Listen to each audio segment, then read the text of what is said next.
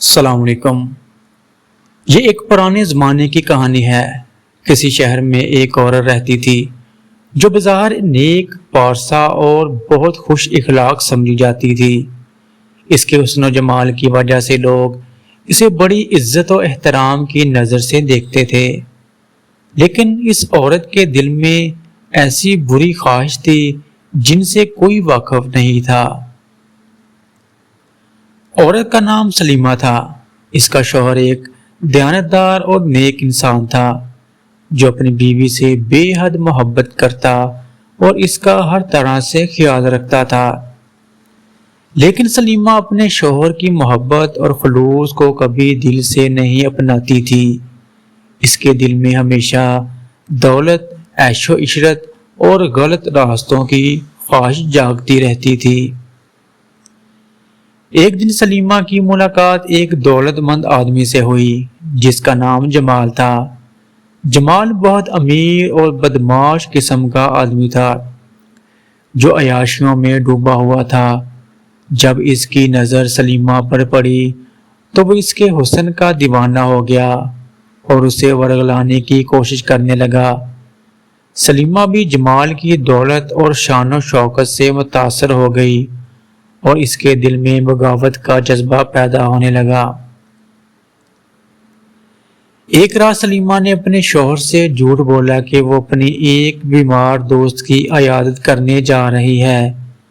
شوہر کو اس پر مکمل بھروسہ تھا، اس لیے اس نے اجازت دے دی۔ لیکن سلیمہ دراصل جمال سے ملنے جا رہی تھی۔ وہ رات کو اپنے گھر سے نکلی اور جمال کے ساتھ عیاشیوں میں مشغول ہو گئی۔ یہ سلسلہ کئی دنوں تک چلتا رہا۔ سلیمہ رات کو اپنے شوہر کو بہانے بنا کر باہر نکلتی اور جمال کے ساتھ وقت گزارتی۔ اسے اپنے اس عمل پر کوئی شرمندگی یا پشیمانی محسوس نہیں ہوتی تھی، بلکہ وہ اسے اپنی زندگی کی کامیابی سمجھتی تھی۔ اسے لگا کہ اب اس کی زندگی میں ایک نیا باب کھل چکا ہے جس میں عیش و عشرت، خوشیاں اور دولت ہے۔ لیکن کہتے ہیں کہ انسان جتنا بھی برا کام چھپ کر کرے، ایک نہ ایک دن اس کا راز فاش ہو جاتا ہے۔ ایک دن سلیمہ کے شوہر نے اسے شبہات کی بنا پر پیچھا کیا اور اسے جمال کے ساتھ دیکھ لیا۔ یہ منظر دیکھ کر اس کا دل ٹوٹ گیا۔ اس نے اپنی بیوی کو زنا کرتے ہوئے پکڑ لیا اور اسے بہت شرمندگی اور دکھ محسوس ہوا۔ شوہر نے سلیمہ کو کہا، تم نے میری محبت، خلوص اور اعتبار کو دھوکہ دیا ہے۔ میں نے تم پر بھروسہ کیا تھا لیکن تم نے میری عزت خاک میں ملا دی۔ یہ سن کر سلیمہ کو کچھ سمجھ نہیں آیا۔ اس کے پاس اپنے اعمال کا کوئی جواز نہیں تھا۔ شوہر نے فیصلہ کیا کہ وہ اسے چھوڑ دے گا۔ اس نے سلیمہ کو اپنے گھر سے نکال دیا اور اس سے ہمیشہ کے لیے تعلق ختم کر دیا۔ جب سلیمہ کو احساس ہوا کہ اس نے اپنی زندگی کی سب سے بڑی غلطی کی ہے تو اب بہت دیر ہو چکی تھی۔ جمال نے بھی اس سے تعلق توڑ لیا کیونکہ اس کا مقصد محض عیش و عشرت تھا اور اب وہ سلیمہ میں کوئی دلچسپی نہیں رکھتا تھا۔